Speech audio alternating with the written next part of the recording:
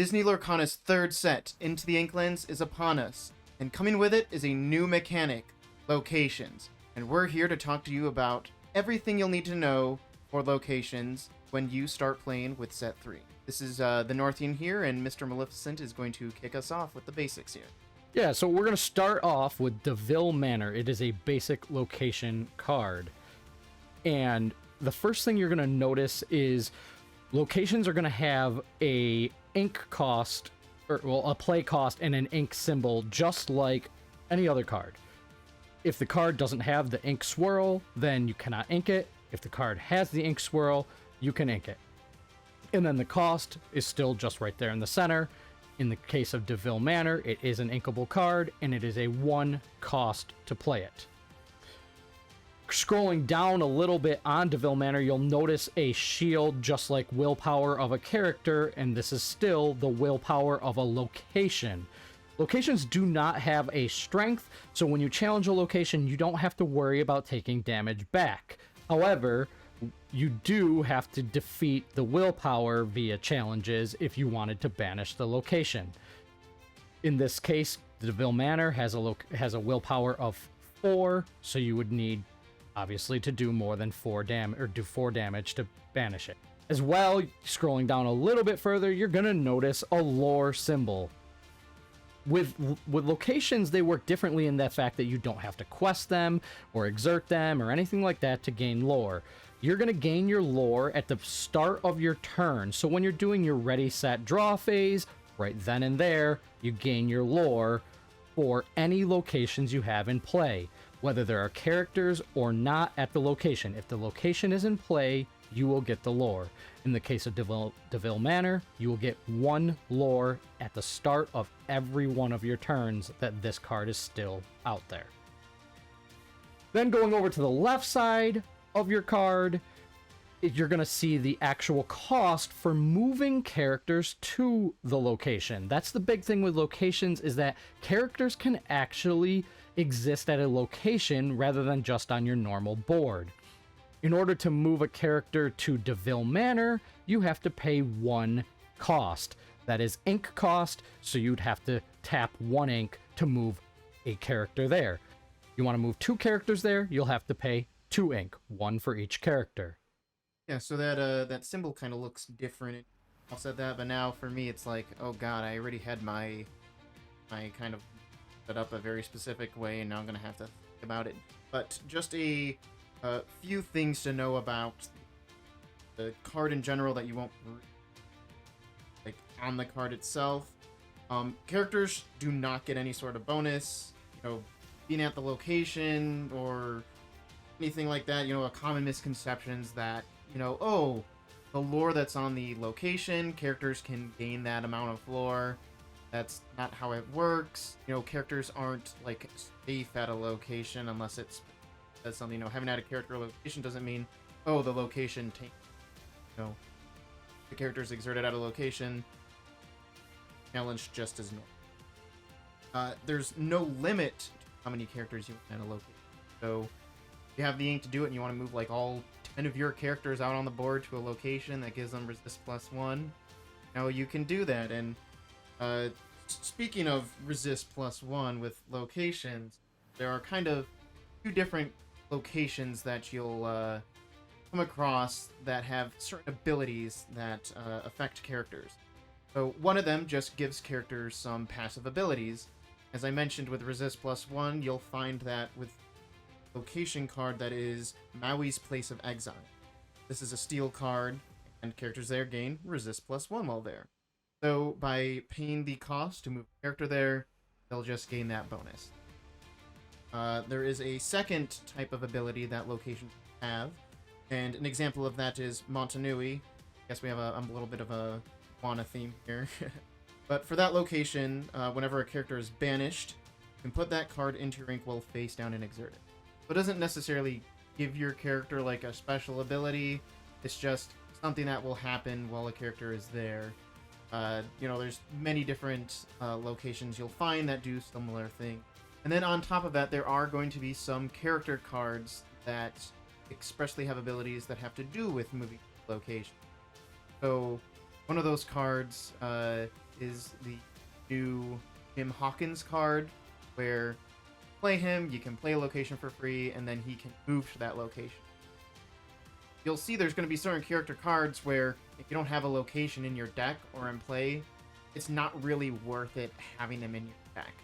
So, kind of like how there's some cards that require items, and if you have no items in your deck, what's the point of having that character card? Characters can still do everything they would normally be able to do while at a location. So, they want to challenge a different character, they can. If they want to quest, they can. If, you want to bounce them, you can. And as I kind of mentioned earlier, with the character cards, some characters will gain benefits by just moving to the location, not just from the location. There's just so many different mechanics that we're going to be able to see kind of come from this. I guess the better way to see it is there's so many different strategies that we're going to see coming out of this brand new mechanic that is locations, and it is quite fun and interesting just how much things take up from it. There are a few more things, though, that are a little bit more specific, and maybe you have certain questions on how these things work, which Mr. Maleficent jump into here. Yeah, so talking about challenging a location, one of the best things to know about this is locations can always be challenged. There's not a situation in which you cannot challenge a location. Locations are not technically ready or exerted, and they don't need to dry. Once a location goes out, it's essentially active right out of the get-go, much like an item is currently in today's gameplay. However, because of the orientation on it, that it's sideways and everything like that, you can think of it as the fact that it's always exerted, so that you know that it's always able to be challenged. Locations can be challenged by an opposing character at any time during your turn. There's no specific time that you have to challenge locations. You can attack other characters first and then do the location and then go back to attacking characters.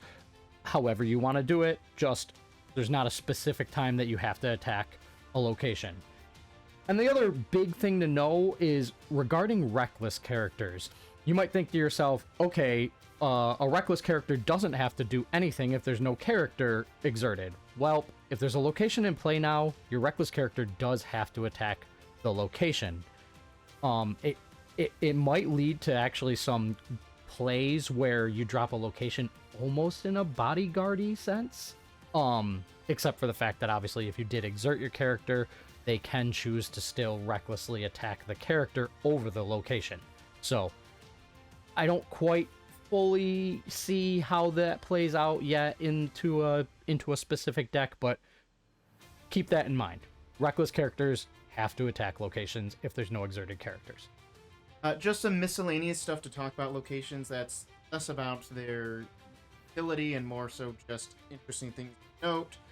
So far, we have, I believe it's 3 locations that, 3 or 4 locations that have like enchanted rares of. So it's kind of our first enchanted rares that are non-character cards, which I think is quite interesting.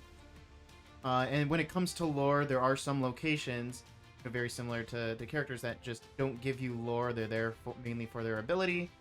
Give you 1, some that give you 2. And I think just kind of like looking at it, some of the stronger ones that I see out there, like the Pride Lands, which also kind of shows us something brand new we haven't seen before, which is characters get +2 willpower while there. We've never seen like willpower stated in an ability before. I think that's very interesting, where it's just like the willpower is kind of like a max increase, not like resist where they just take less damage. It's they have the ability to take more damage, but then also can be. I find that one very interesting. I guess that's the last thing, because we do have a lot of cards that have to do with character strength, from challenging and whatnot, that increase character strength. It's our first one we've seen that has to do with power. One of the most interesting things to me that we've seen in the locations that have been revealed so far is how they continue to tie to the theme of the colors that they are representing. Like we stated here with the Maui's Place of Exile being steel and adding resist. Resist seems to be a prevalent mechanic inside of steel, with a little bit in Sapphire as well. And then at the same time, Ma'anui allows you to take a character that got banished at that location and put it into your inkwell. Again, very much like Sapphire. Sapphire is our ramp color. So in the case of the one that adds willpower, that's Amber. And what is our big healer draw support in Amber? Rapunzel.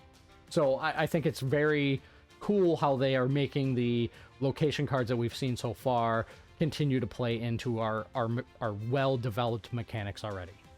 And so that should be everything you need to know about locations going into the release of Set 3 into the Inklands. If you're looking for more on Lorcana, check our video or playlist here. Next time, Quest on, my friends.